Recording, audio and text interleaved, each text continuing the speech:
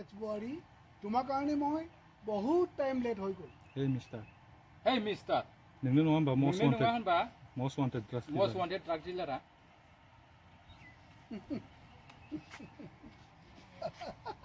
नोंना गुसुं होखानांसिन डायलगखौ बिनो माबा जानाय नङा खनसे बोलाय दे खनसे बोल वै खनसे वाव गुड केस नै बडि खोथा बडि देखाव वा बडियानो माथो माबासो अनला ओंख्रि बायदिसो जाबाय देलाय माबाया जोंना बिरलाया खोन्थालाय बडि खोन्थाब्रा बडिखौ अब आना गैला बोरायबाय ओरैसो जासिगोन मा नाम्बार सोर नाम्बार खोन्थागोब्रा फन नाम्बार नङा मबाइल याव माने मा जाहैबाय फिल्म शुटिं बानायबाय दं खिन्थु मा फिल्म थाय बेखौथ' मोजां मिथिला ओइ नै माबा बिक्रम एक्टरा माबा टफि गाननाया मा टफि थायो फायजामा ना फायला बे टफिखौ मा होनो मा नारलायलायखो मा जाखो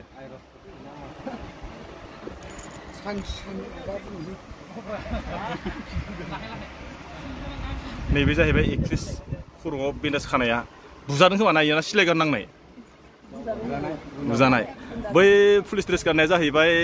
प्रडिउसारबो एक्टरबो मा जाखो नोंना बाइकआ ओइ बिक्रम मा जाखो जाला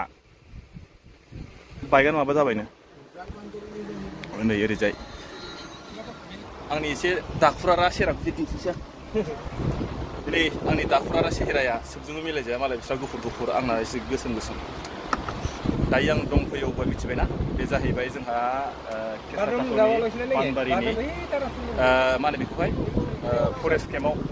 मा फरेस्ट केम्प होनथाय बेखौथ' आं मोजां मिथिला पानबारि फरेस्ट केम्प जयरामपुरनिसो ना बे जाहैबाय माने फिल्म शुटिं सोलिबाय दं आरो जोंहा सन्जय फंबायनि दैदेननायाव ओमफ्राय दिनैहाय माने फार्स्ट दे नामाथाय आंबो मोजां मिथिया आंखौ फुङाव फन हरनायखाय आंबो फैबाय एसे नायनो होननानै खिन्थु फैनानै नुफैबाय आङो शुटिंआ सोलिबाय दङ ओमफ्राय नै ओरैजाय जोंहा दंहैयो बिरला आयंबो दङ बिसोर माने सोब देलायनानै रेडिखा आरो बेयाव मा मा दंथाय न'आ मोजांथार माथो वा मोजां नुथ' आं न'खौहाय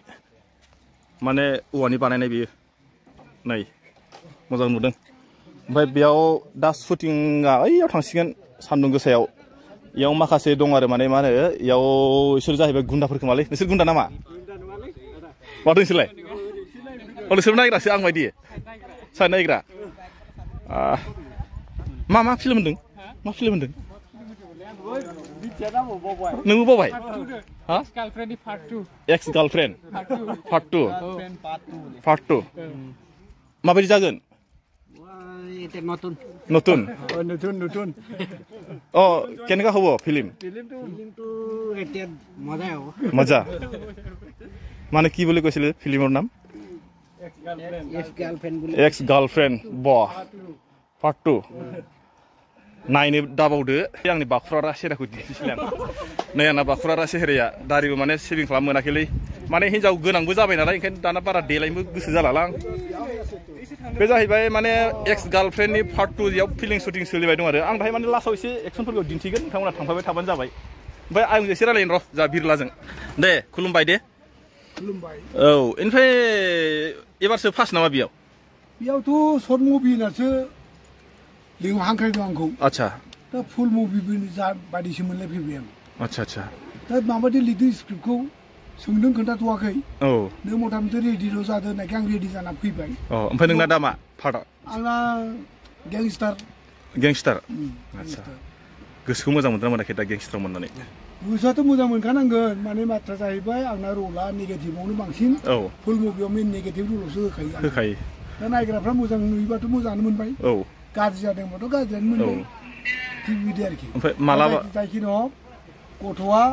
सन्जय नाम औ जयरामपुरनिनो एरियानिनो मानसि बियो औ ओमफ्राय मोननैया मोनथामसो जाबाय नै बिथाङा बानायनाया शर्ट मुभि औ दा इन्टारेस्ट दं मानसिया औ माने बिनि टारगेटआ लं टारगेट औ बेनिखायनो आंखौ हांख्रायदों आच्छा आंबो गोसो होनानै एसे माबा खामानिखौ गोसो होनानै एसे मावनो होननानै सानदों दा बिथांमोना जुदि लं उद्देश्य लादोंबा औ गोलाव औ उद्देश्य लादोंब्ला आं मदद होगोन होननानै आं खोथा होदों औ ओमफ्राय बेयाव ओरैनो मेन रल हिसाबै सोर सोर दं मेन रल हिसाबैथ' दा नुफैनायाव लकेलनि औ जोंहा ओइ बाल्थिंपारानि दमिनि होननाय औ बिथाङाबो रल मोनदों औ बिथाङा आंनि बडिगार्ड जाहैबाय आच्छा आच्छा बिथांजोआ औ बिथाङाथ' सिख्लाथार औ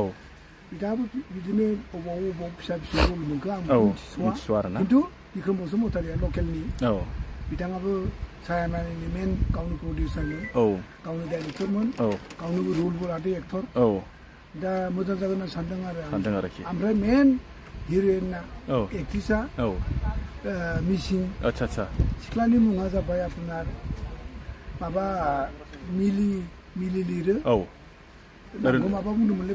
ओरैनो फिल्म बानायखायो ना फिल्म बानायखायो ना बे सिख्लाया एक्ट्रिसा खारसां मिलि तायुं तायुं आच्छा खारसां तायुं बिथाङा लखिमपुरावहाय डान्स मास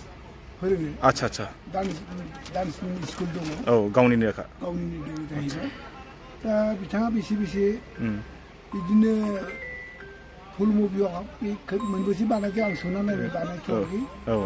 ओरैनो सिरियाल दङ गावहा आच्छा बेबायदि आरो बिदि बुंदों आरो जायखि नहक लकेलनि होननानै एसे मोजां मोनदों जोंनाव बे गगामुनि दख'रा सिङाव बेबायदि प्रडिउसार मोजां गैथ'वा दासिमहालागै नङा होमबा दासिमहालागै ठीक আছে गोजोननाय थाबाय नोंनिसिम आंनि दाखुरारा सेराखौ नायदोलाय एसे बे जाहैबाय मा जोंहा एबारसो माने जा सन्जय फंबाया नंगौ दिनैसिम खेबथाम खेबब्रै जाबाय सर्ट मुभि बानायनाया आंबो एसे जोंनि जायगानि हिसाबै मोनफ्रोमबो भिडिअ बानायबा आंखौ खबर हरबाय थायो दाख्लैबो खबर हरदोंमोन आंसो फैनो हायाखै दिनैहाय हरबाय दिनैबो सान्दुं ओरैबायदि गोसा आं माने एसे लेट जाबाय फैनाया थेवब्लाबो आङो फंबायखौहाय बुंनो सानदों आरो ना फंबायाथ' बिराद इन्टारेस्टेड बेबायदियावहाय जाहाथे माने फैबाय थानाय समफ्रावहाय आरो साबसिन आरो हामसिन बानायलांनो हायो बा आरो हारसिंथ' जाया नालाय माखासे सापर्टबो नांगौ बा लोगोबो नांगौ बा टिमबो नांगौ जाहैयो नङा होमबा ना बे बेलायाव आरो बेनि मेन काहिनिया जाहैबाय नैबेसो गुरलाबासो बिनि सायावसो सोनारो नालाय दा फंबाया बेसेबां माबायदि आं दाहाय गावजों एसे रायलायनोसै नोंथांमोना बेखौ नेनानै थाबाय थादो